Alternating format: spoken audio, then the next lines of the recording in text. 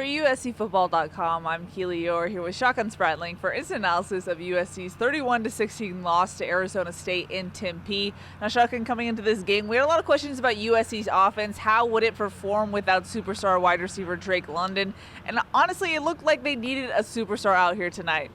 Yeah, I mean, Arizona State's game plan was, let's load the box, let's take away the run from USC, and see if one of those other receivers can beat us in a one-on-one situation, and didn't really see that. You know, Taj Washington was one of the few receivers where it seemed like he was able to get some separation a little bit from the DBs, but other than that, a lot of tight windows. The quarterbacks made some good throws, but combined, the quarterbacks just weren't great either, and, they couldn't get the run game going. The offensive line wasn't winning all its one-on-ones, but there was always an extra defender in the box to help against the run, and USC didn't really have an answer for that because they weren't winning those one-on-one battles outside. So I know a lot of people want to talk about the quarterbacks. What did Keaton Slova do? What did Jackson Dart do? It didn't matter.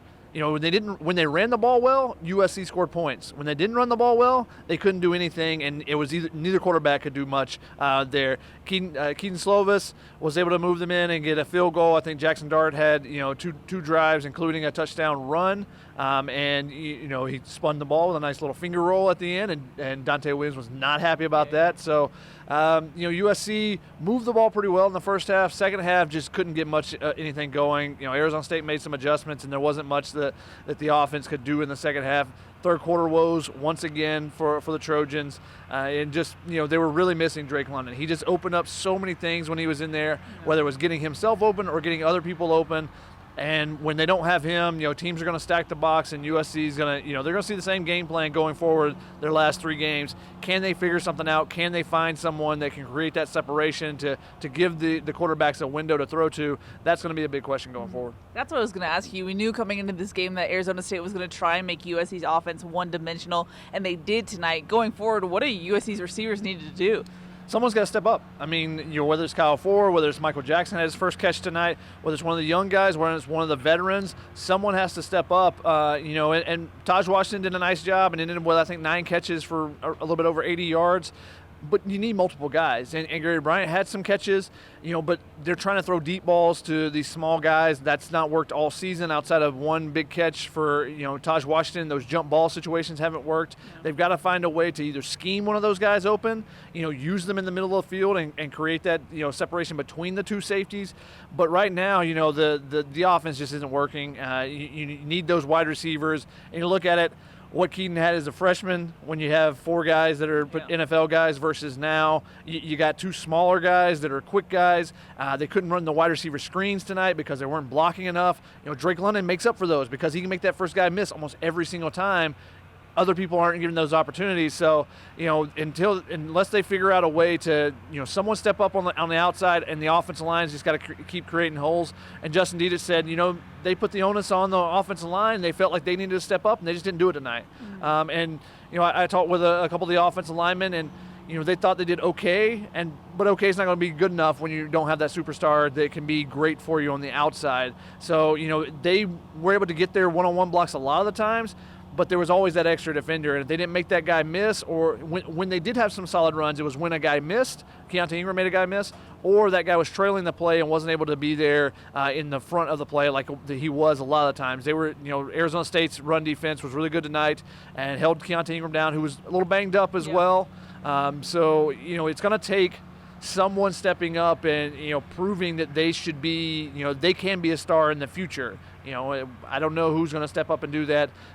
Right now, they're going to be searching for those answers as well. Mm-hmm. Rhythm was a word we heard a lot from USC's offensive players. How much of that is due to the fact that they weren't able to get into a rhythm, is what they said, because they were playing 2 quarterbacks? We saw Keaton Slovis and Jackson Dart for a second game in a row, and it's not the Jackson Dart package like it was originally sold. Yeah, and I think it would actually flow better if that was the way they did it, because the quarterbacks, neither one of them didn't feel like either one of them really got into a good rhythm. There were some throws that were behind. Is that because of rhythm? Is that because they just made a bad throw? I don't know. Graham Harrell was asked, you asked him, would you like to play, one quarterback? I think he would.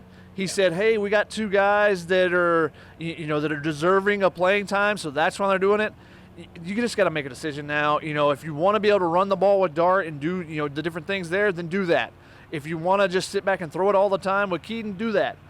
Or you can mix in Jackson Dart as a package, and I think the offense would run a little bit more smooth that way. But again, they were in Arizona State territory 5 times, and they ended up with 3 field goals and 1 touchdown. That's not gonna cut it. So again, now it wasn't in the red zone necessarily this game. It was at the 40-yard line and in, but it's the same issues over that has been plaguing this offense going forward. They can move the ball pretty well up until they get into scoring position, and then things start to kind of unravel a little bit. And if there's a penalty or there's something that sets them back, a negative run, and they just weren't able to make up those lost yardage.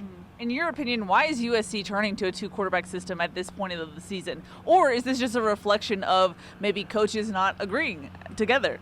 I don't know why they're doing it, but we're giving it a chance. Say, okay, we'll see if it works. But the old saying is always, if you have 2 quarterbacks, you have none, and that's what it feels like right now. Neither one of the guys really felt like they were, pushing the ball down the field. I mean, Jackson Dart, he had 2 back-to-back drives where they did score points, but a lot of that came either from some positive runs or from some penalties. Now, he may have created those penalties with some of his throws, but that was how they moved the ball, not necessarily, collecting some chunk yardage with a pass or anything like that. So, Arizona State has a solid defense, but USC could have done a lot more, and it feels like the offense just is kind of stuck in neutral right now, and I think that, they need to make the decision one way or the other on the quarterbacks. That would be my opinion on it, but it just seems like they're going to go with this 2-quarterback system, and at least going forward, no one said that, hey, we got to scrap this now. Yeah. Everyone just said it. We got to live with it right now. So we'll see what they do going forward, though. Now over on defense, USC played better tonight. Xavier Alford came away with 2 interceptions, but in the end, it's what we've seen from USC in a loss, missed tackles, and explosive plays, ultimately killing the Trojans. Yeah, I talked to Craig Ivar afterwards, the safeties coach, and he said that Xavier Alford is a guy that's continuing to work hard and is earning that play time. He's basically a true freshman after the COVID year and transferring to USC, so he was happy with his play. But he said, it comes down to 4 or 5 plays in every football game usually. And he said those were all explosive plays tonight, basically for Arizona State. They killed them with a run. They got a couple of big passes as well, but just not tackling. There was a drive in the first half. It was basically 2 plays, and there felt like there were 7 or 8 missed tackles on those 2 plays, including a long 40, 60, 70-yard touchdown for Arizona State. And they had a long run. Rashad White went for over 200 yards against USC, 3 touchdowns. He had like 250 total yards, or all-purpose yards. He did everything for them, and he was very patient, and he took his time. And they just, they held up, and Michael Hutchings told me this, their linebackers coach said they held up, and sometimes it just feels like the dam breaks, basically, and, they give up a big play, and then it goes from there. So, we saw some solid things from the defense, but again, it comes back to the tackling. If they tackled better in this game, they weren't getting out schemed, they weren't, giving up, wide open touchdowns or anything. It just comes down to the tackling, and it's something that's plagued them all season, and, there's no reason to believe that they're going to suddenly shore that up at this point in the season. Yeah. At this point, how much can a team change? I mean, USC is 4-5 on the season. What do you do going forward for the last 3 games? Honestly, I don't know. I mean, you can scrap and just completely wipe away and try to do something completely new. You remember we saw that with USC a few years ago when Notre Dame was coming in, big game, rivalry, top 10, try to keep them out of the college football playoff, and USC basically went to the air raid offense. And that was kind of what Clay Helton said, that the reason why they went to Cliff Kingsbury and Graham Harrell and decided to go with that offense, that it really worked here and that we liked it. So maybe they try to scrap something that way, but it doesn't seem like that's a thought going forward. You can play some different guys and try that, and you're seeing some different safety rotations. Kalen Bullock started in place of Isaiah Polomal, but all those guys are playing right now. Xavier Alford gets his opportunity, makes the most of it, but I just don't think there's really any answers. This team they are what they are, basically, and it's not like there's one thing that's happening this game that suddenly it's something else. It's basically the same thing over and over, and they just they're trying to correct it. I give the coaches credit for making an effort and trying to do a lot of stuff, but that stuff's not working. And it's partly the players, it's partly the coaches, but this is just not a very good team. And it's around a 500 team, and they still have an opportunity to get bowl eligible. And their last 3 opponents, it's quite possible. They could, play well in a rivalry game against UCLA. They could beat Cal, but are they going to get in their own way and make mistakes? That's a big question mark with this. And are they going to find some answers on the offensive side? I thought that there would be it would be tough for them without Drake London. Just watching the games, just wasn't that separation. Wasn't, I felt like this was the game plan they were going to get, load the box. But would someone step up? And they didn't have any answers today. Maybe they'll try something different, and maybe someone gives them an answer going forward. But right now, that's going to be the big question for the offense: is who's going to step up? Mm-hmm. Is there anyone that can step up besides Keontae Ingram? Yeah. Alrighty, Shaka. Not too much to say after a loss like this when we've seen similar losses this season. Any final thoughts before we wrap it up? I do want to give credit to Xavier Alford. Yep. Do want to give credit to Max Gibbs, a guy that I feel like is still progressing, continues to get better and better. He had his first tackle for loss. Greg Johnson, I thought, came back from an injury and had some nice plays out there at the safety position.